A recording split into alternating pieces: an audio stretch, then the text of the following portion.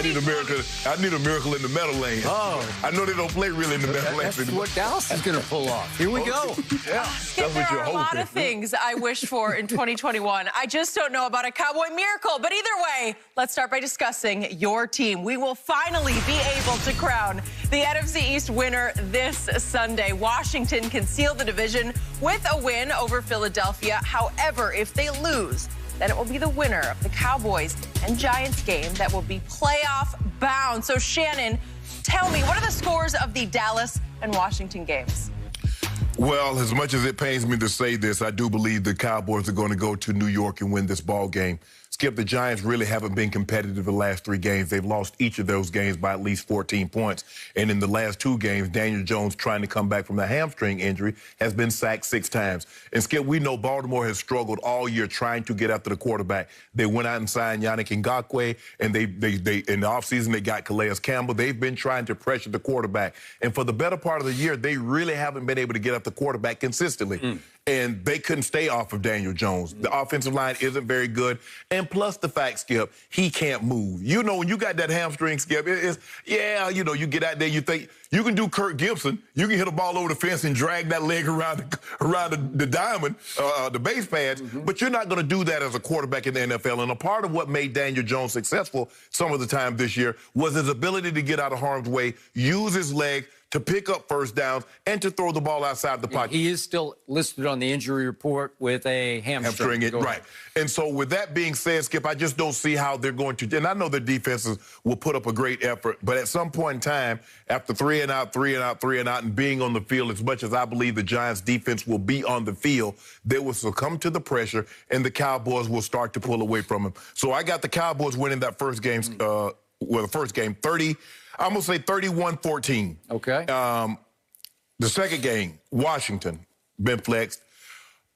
I just believe that Alex Smith will bring stability that Haskins did not bring.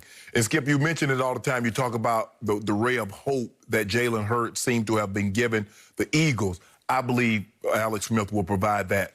Now, how he didn't, I don't think he practiced yesterday. Maybe it's precautionary. Maybe they're just trying to say, look, we're going to give you as much. I think they said they planned for him not to practice. Right. We're going to give you as much time to rest this calf as we possibly can. We don't want to have to play Heineke. But we will if we have to, Skip. I think that is a last resort. Look, the Washington, the football team, their defense has been a cornerstone all year. They've been great, and they'll need to be great one more game in order for them to win this game. Jalen Hurts is formidable, but teams are starting to sack him. The Cowboys got after him pretty good, Skip, forced him to some turnovers. And the thing that we're starting to see, Jalen Hurts put the ball on the ground. Jalen Hurts put the ball on the ground, Skip. I don't know if you noticed that.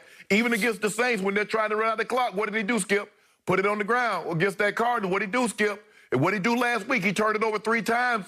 So he will give you... I thought he put his knee on the ground before he put the ball on the ground. Who got the ball? I just want to know who got the ball. Unfairly, my team did. Well, we'll go back. Hold on. We'll go back to 2014. Was it 2014? No, 2014? Yeah. Des caught it. No, he didn't. No, he did. Who got the ball? Yep. Okay, then. So same thing will go here. So I'm going to say the Washington win this game 24-20. Fletcher Cox hadn't practiced all week. I doubt he goes to. Yeah. D-Jack played 20 plays in the game. Maybe that's precautionary, Skip, coming back. Maybe he plays more this game. He didn't practice with an ankle. Right, and so maybe they're trying to save him, Skip. So, but I'm going to go Washington football 20. I'm going to go the Eagles, Washington 24, the Eagles 20. Okay, my turn. I've been telling you for 3 weeks now, I just have a feeling about my team. A feeling I could not have imagined having on the night of December 8th, which happened to be a weird Tuesday night when my team got run out of the stadium at Baltimore. You remember that? I do remember. The final score was 34-17. My team gave up another almost 300 yards rushing to Lamar and company. And they fell that night to the bottom of the barrel in what you could write off as the worst division in the history of football. They fell to 3-9. And I was done. I said I was done. They went to Cincinnati. I could barely watch it. And a miracle started to occur. They actually looked pretty good at Cincinnati. Cincinnati's not terrible, as we've seen in the last couple of weeks, right? Right. We saw what Cincinnati subsequently did to Pittsburgh, and then, for what it's worth, to the Houston Texans. They're not terrible. My team went in there and ran them out of their stadium 30-7. And then my team hung 41 on a San Francisco that held Kyler and company to 12 points the following game, right? Yep. And then we saw what my team did to the Eagles, and we know about the injuries, and we know about this and that and the other, but my team was on fire against the Eagles. You could argue that right now my team's about as hot, late season hot, as any team in football. I know I'm not comparing them to the top teams, but just on momentum, heat, just all of a sudden sort of meant to be feeling, they have it. And that's why they're going to go win this game at the Giants. So that's what you feel. You feel like it's just meant to be. It's just meant to be. Everything you go through in 2020 is meant to be. It was the most miserable year of my Cowboy watching life. I have never been so humiliated as I was by 2 losses to our arch rival, with whom we're now tied at the top of the division, Washington. 2 losses. And they swept you, They boss. weren't even close. And I thought, of all days, Thanksgiving at Jerry World would belong to us. And it belonged to the visiting team, Washington. Yep. It wasn't even close. It was not. And they fell apart in the fourth. It was close through 3 quarters, and then it wasn't. They got outscored 21-0 in the fourth quarter. I'm thinking about flexing you out of Thanksgiving. Okay. Y'all been terrible the last 3. You can't. We're grandfathered in. No. We're golden because we rate on Thanksgiving. We have all the biggest record ratings in the history of a great day, Thanksgiving. You lose, though. Okay. We have been losing lately way too much. So the point is that after those games, after what happened against Arizona on Monday Night Football at Jerry World, 38-10 and another 300 yards rushing. Yep.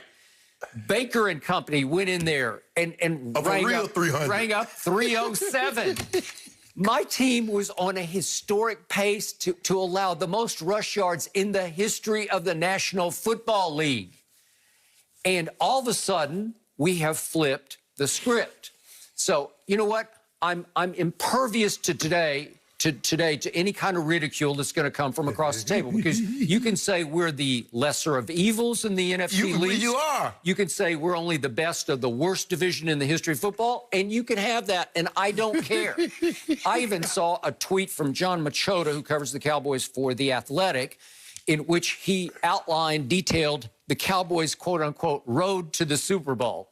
And it goes, Tom Brady at home in a playoff game. Yep. Then it would be, this is all hypothetical, of course. Then it would be at Aaron Rodgers. Then it would be at Drew Brees. Then it would probably be Patrick Mahomes in Tampa in the Super Bowl. That's just pie in the sky. That would be the route.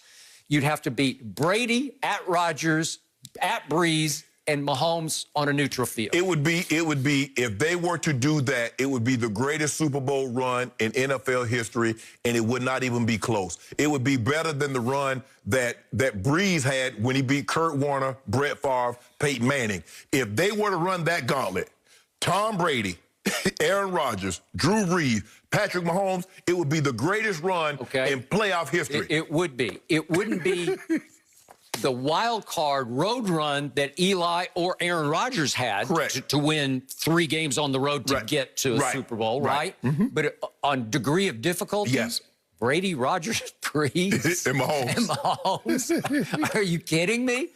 But the first playoff game is this Sunday at Giants, and the opposing quarterback is Daniel Jones, and I think we got this. Everything is common. Daniel is his first name, his last name, everything says. You couldn't ask for, if you had started the season and someone had told you, say, Skip, you guys are going to be terrible for the better part of the season. You'll win, last month of the season, you'll win your last 3, and it'll come down to you in New York, beat Daniel Jones with a bum hamstring, and you win the division if Washington loses. If Washington loses. So I feel more confident in my team, I will be the first to admit, than I feel confident in Philly. Yes. And first, my score for my team.